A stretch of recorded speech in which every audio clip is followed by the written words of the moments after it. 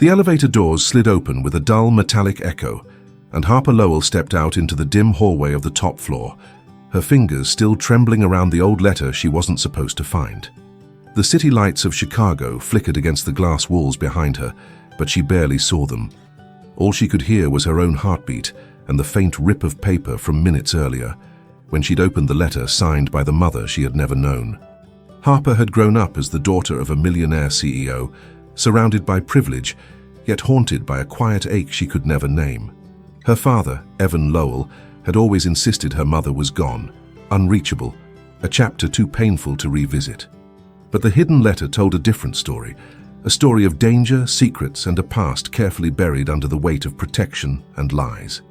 And now, with a stranger watching her steps and a photo arriving on her phone, Harper realized the truth was no longer hiding in the shadows. It was walking right toward her. What she didn't know yet was that the letter was only the beginning.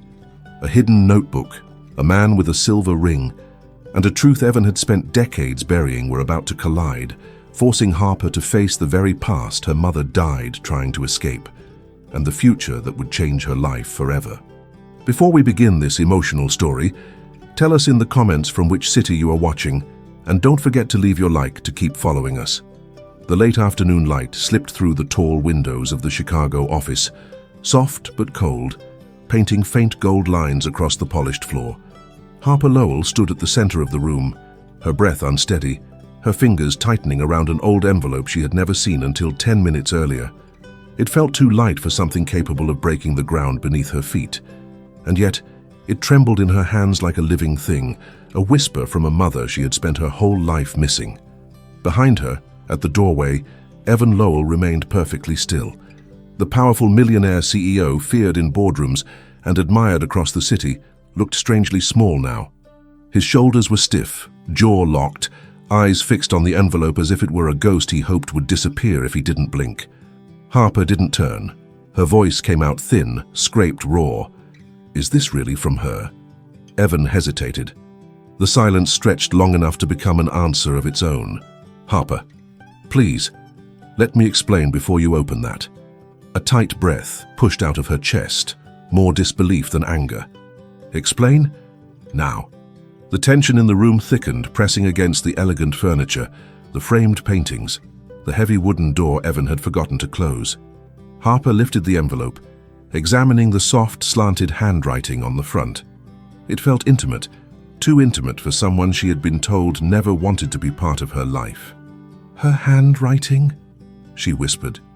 Evan stepped in, slow, cautious, as if nearing a wounded animal. Yes.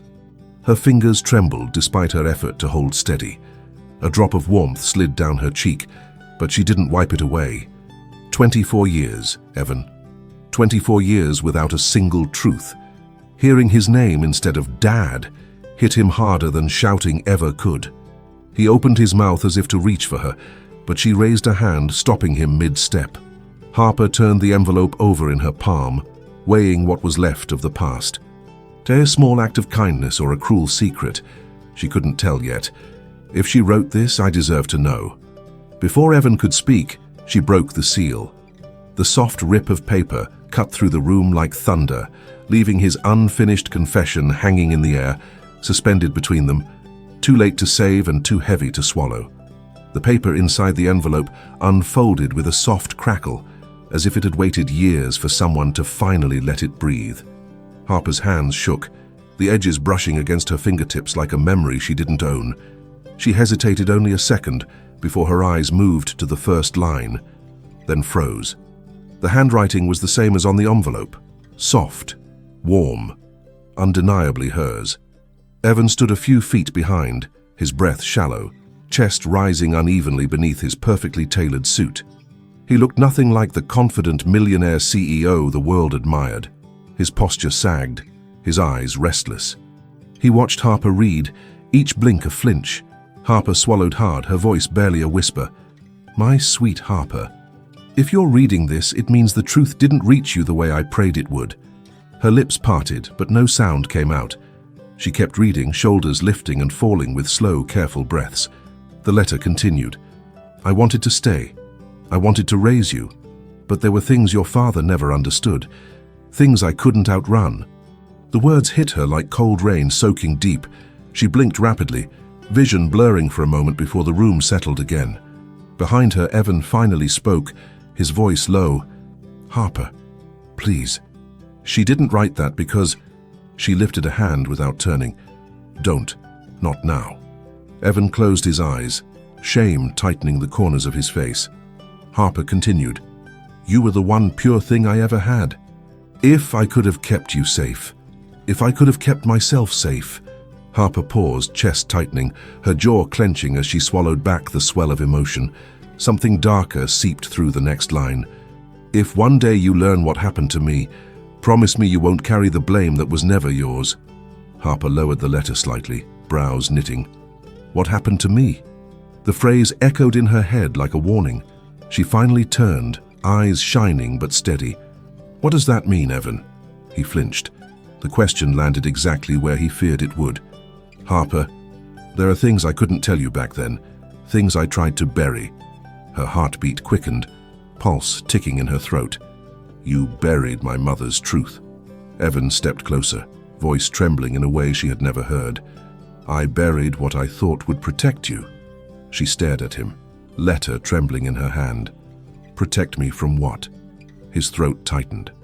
Something unsaid hovered between them, heavy, dangerous, ready to change everything once spoken. The question hung in the air like a storm cloud refusing to break. Harper's voice didn't waver, but her knuckles whitened around the letter. The office felt smaller now, its expensive silence pressing against both of them. Evan's gaze dropped to the floor before he finally spoke. "Harper, there were people in your mother's life who weren't safe. People who wanted things from her. Things she couldn't give." Harper's brows tightened. "Are you talking about debts, threats? What are you not saying?" He rubbed his hands together slowly, a nervous habit she rarely witnessed. "Your mother, Marissa, came from a world very different from ours. She was young, alone, a struggling student, and she trusted the wrong man." A pulse of heat rose in Harper's chest. "You mean my biological father?" Evan looked up sharply, pain flickering behind his eyes. He wasn't a father. He was a danger. And when Marissa left him, he didn't let go easily. Harper's breath caught. She felt the faint sting of cold along her spine, as if the room had suddenly shifted. "So you hid this from me for 24 years? Evan stepped forward, but not close enough to touch her. "I met Marissa at a community center. She was trying to rebuild her life. I offered help, a job, a place to stay, and eventually more. But when she realized he was still looking for her, she panicked." Harper held the letter tighter, her heartbeat loud in her ears.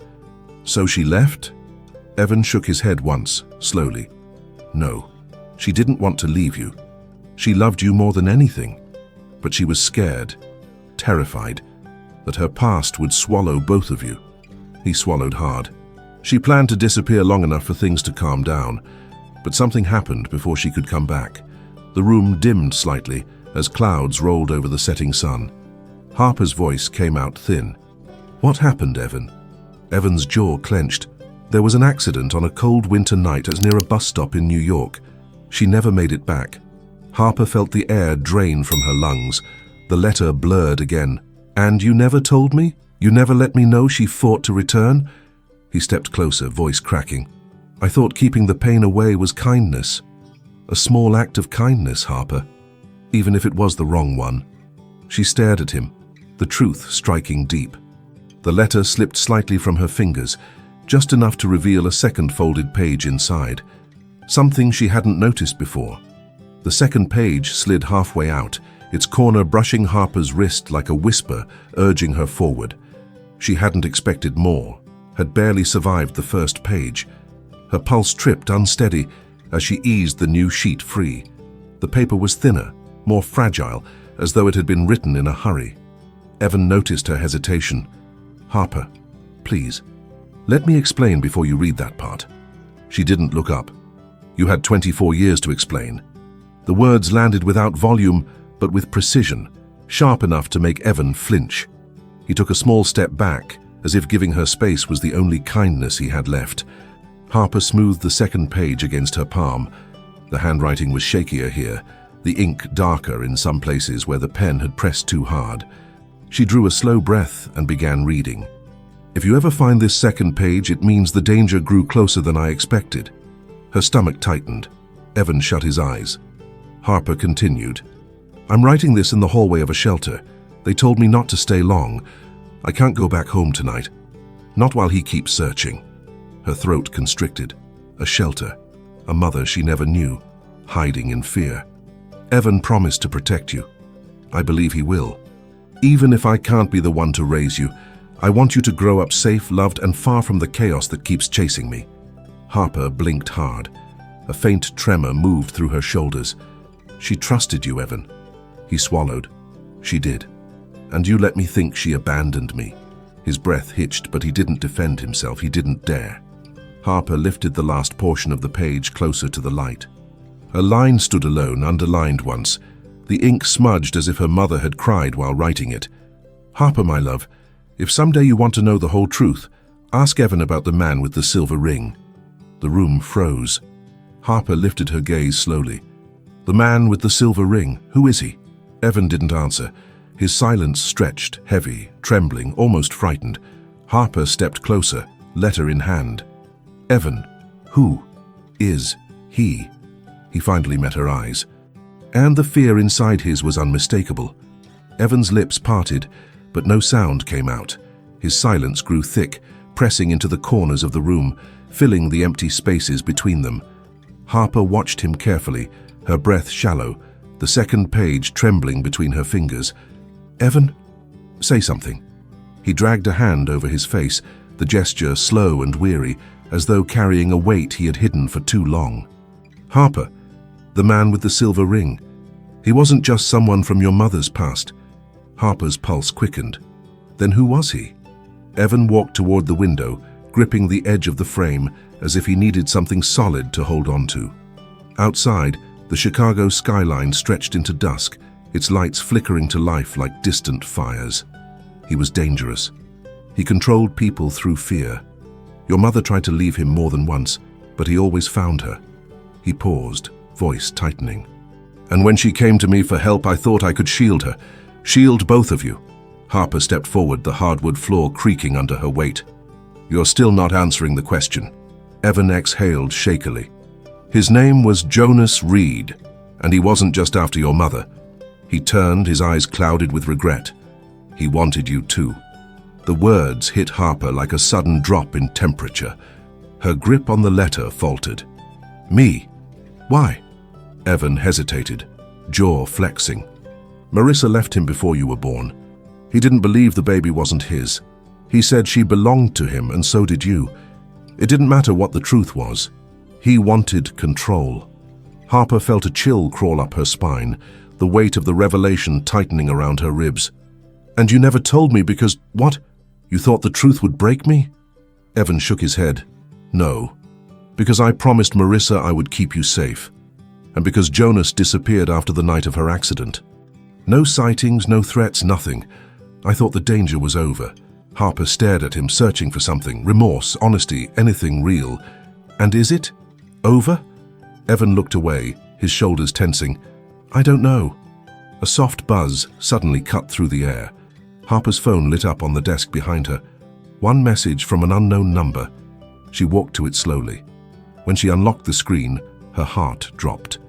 A single photo of her, taken earlier that day. Captioned only with, "You look just like your mother." Harper's fingers tightened around the phone until her knuckles blanched. The screen's cold glow lit her face, sharpening the tension that had already settled in her jaw.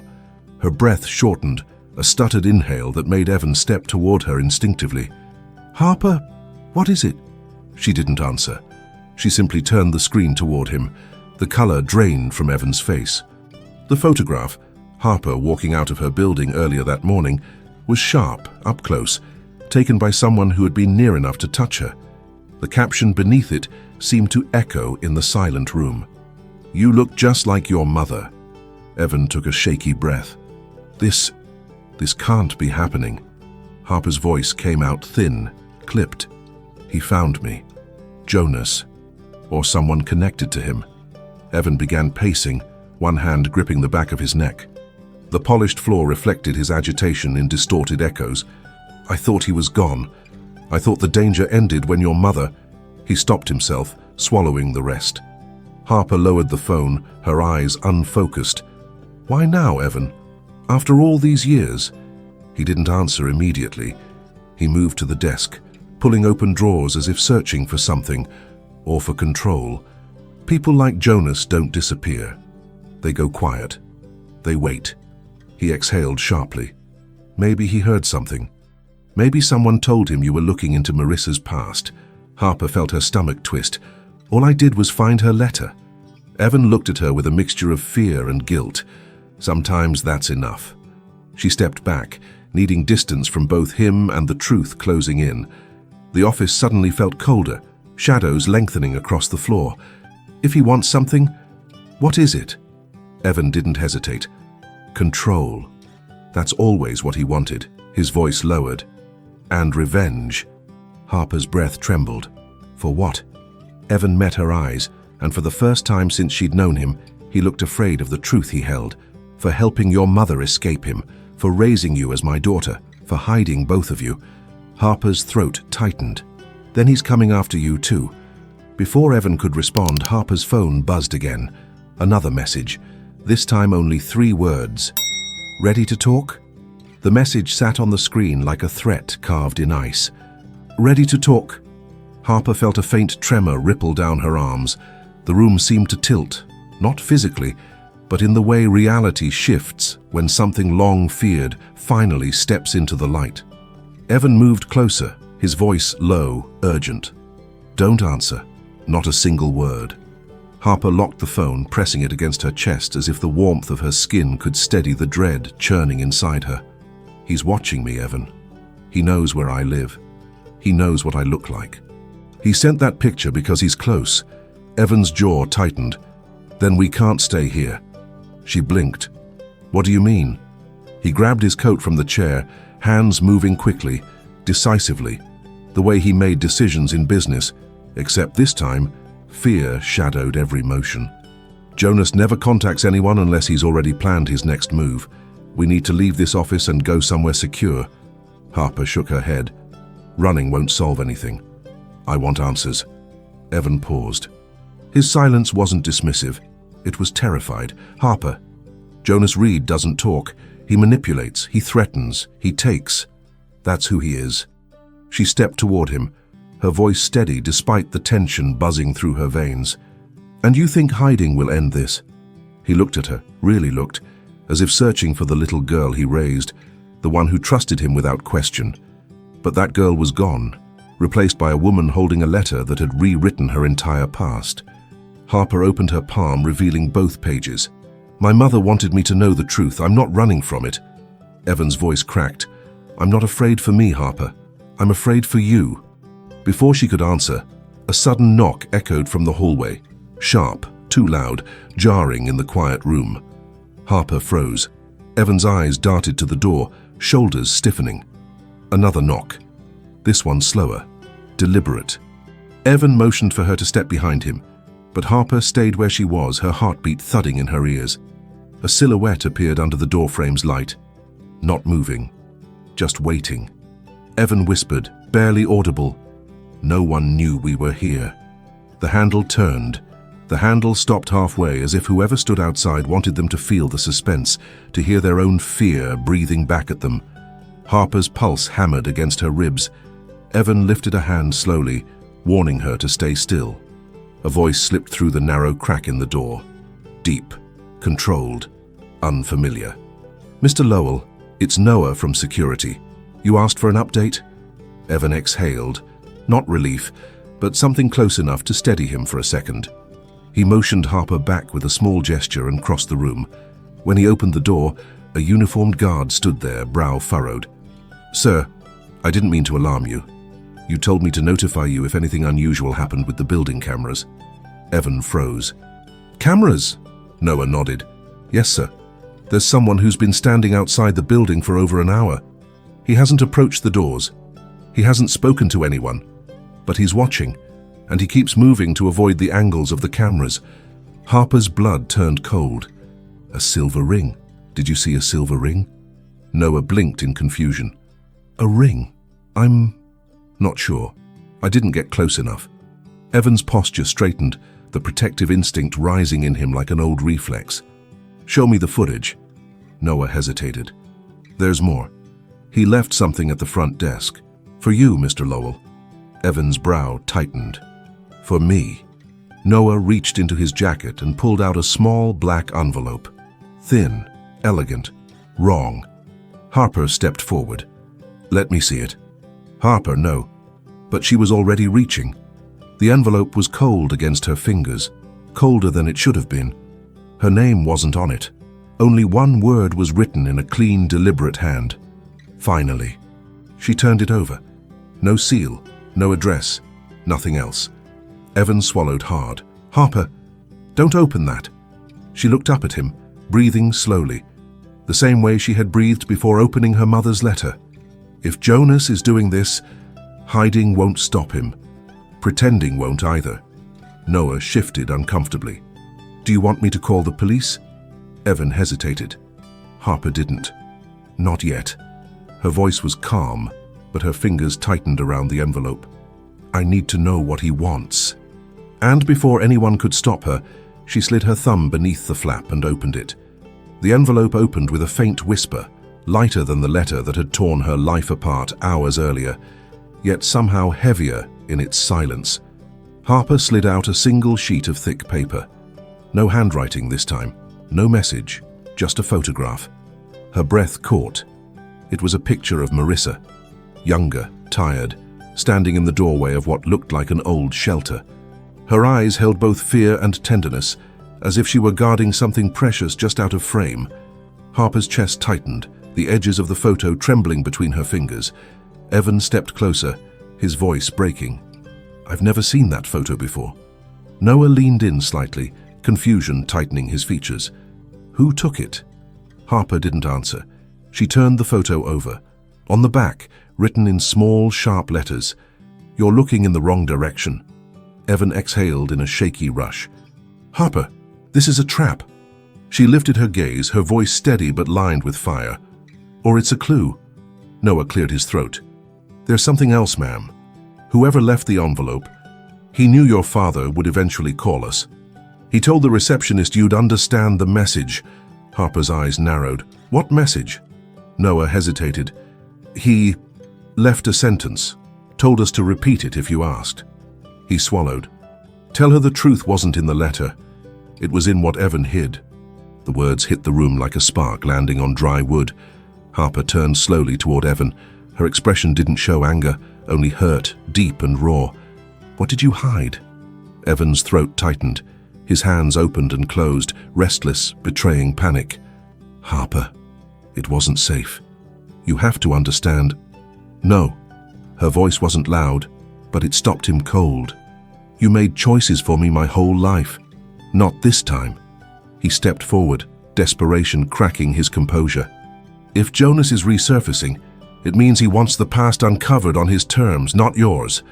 Harper stared at him, really stared, and something in her softened, as if she were finally seeing the man behind the armor he'd worn her entire life.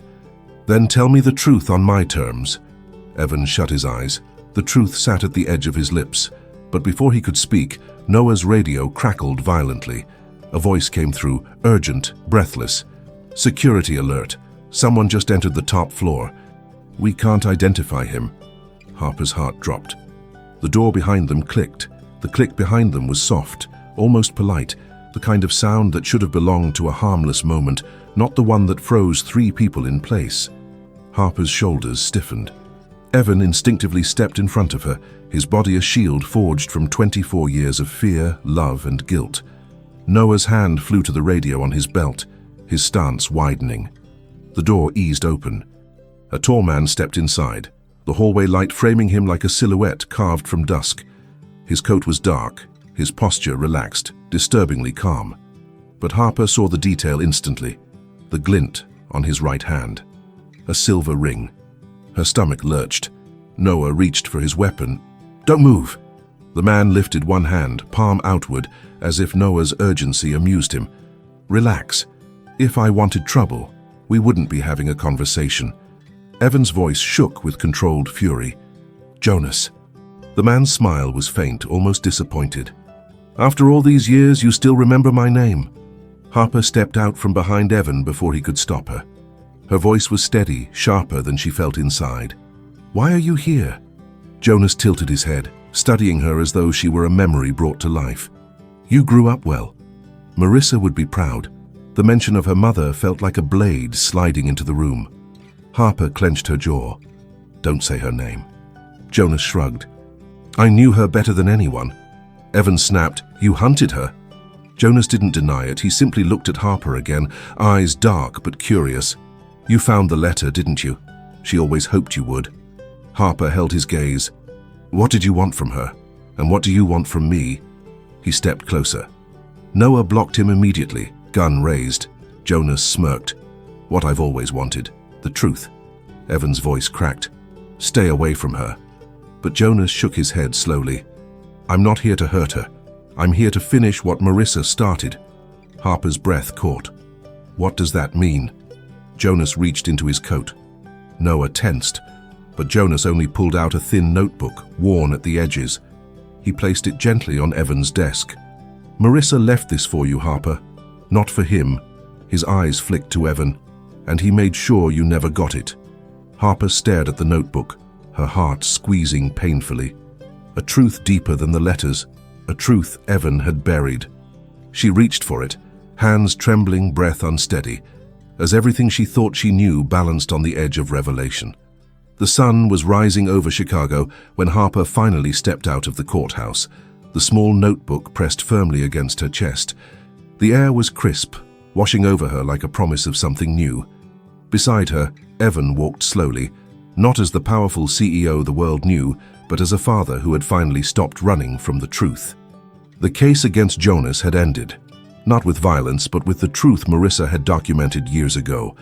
Pages filled with dates, names, places, proof of the threats she faced and the courage she carried. Proof that Evan had tried, in his own flawed way, to protect a life he feared he couldn't save. Harper paused at the steps, the morning light warming her face. For the first time, the ache she had carried her entire life softened.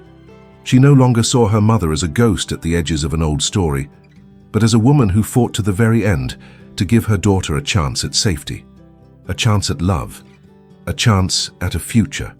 Evan stood quietly beside her, waiting, not for forgiveness he believed he didn't deserve, but for whatever Harper chose to offer. When she finally reached for his hand, his breath caught. It wasn't loud, it wasn't dramatic. It was simply real, an act of forgiveness shaped not by perfection but by understanding. Weeks later, Harper placed the framed photograph of Marissa inside a small room at the community center where her mother once sought shelter. On the wall, beneath it, she added a plaque that read, "For every life rebuilt from fear into hope." Evan helped her paint the walls, both of them working in quiet harmony, rebuilding not just a space, but their family. The notebook lay safely inside a glass display, a reminder of the hidden pain Marissa carried and the strength she passed on to her daughter. And as Harper stood there, watching the first group of women step into the new support program she had created in Marissa's name, she felt something shift inside her. Not closure, something deeper. Continuity. A second chance born from a mother's love, a daughter's courage, and a father's redemption. Thank you for staying with us until the end of this heart-touching story. Tell us in the comments which moment touched you the most. Subscribe and turn on the bell to receive more stories that inspire and transform. Leave a like if you believe in the invisible strength of kindness, dignity, and family. And thank you for being part of this community that believes in stories with soul.